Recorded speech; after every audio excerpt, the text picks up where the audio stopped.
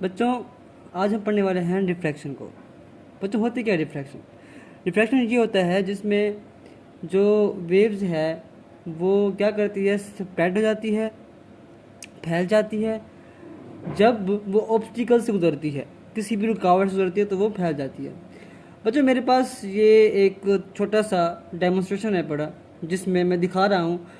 यहाँ पे मैंने पानी मतलब के डाल दिया है और इसके अंदर मैंने इसके अंदर रुकावटें डाल दी हैं। अब देखते हैं अगर हमारे पास ये जो रुकावट है इसके में जो होल है पड़ा, अगर वो स्मॉल है पड़ा तो रिफ्रैक्शन कैसे बनेगी।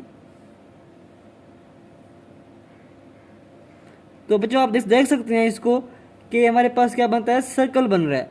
क्या बन रहा है बच्चों? हमारे पास सर्कल बन रहा है।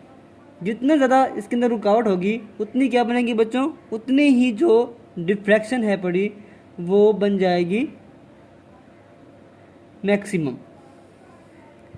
अब मैंने इसको मज़ीद स्मॉल कर दिया है। अब देखते हैं, ये देखिए अब जब ये वेव जा रही है तो क्या बन रहा है बच्चों, यहाँ पे हमारे पास फुल सर्कल बन रहा है,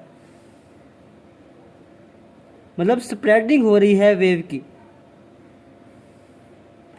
और जब मेरे पास डिस्टेंस स्मॉल नहीं है, बड़ा है, तब यहाँ देखते हैं क्या यहाँ पे डिफ्रैक्शन होगी। अब यहाँ पे क्या रहा बच्चों, अब यहाँ पे जो वेव्स हैं पड़ी, जो सर्कल हैं पड़े, वो इनकम्प्लीट बन रहे हैं। क्या आप देख रहे हैं क्या कैसे बन रहे हैं? ये थोड़े से इनकम्प्लीट बन रहे हैं।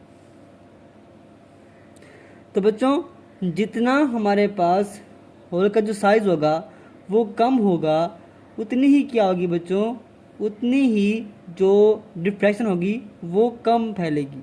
सर्कल सर्कल ज़्यादा बनेगा और डिफ्रैक्शन जो होगी वो क्या बनेगी, वो कम फैलेगी।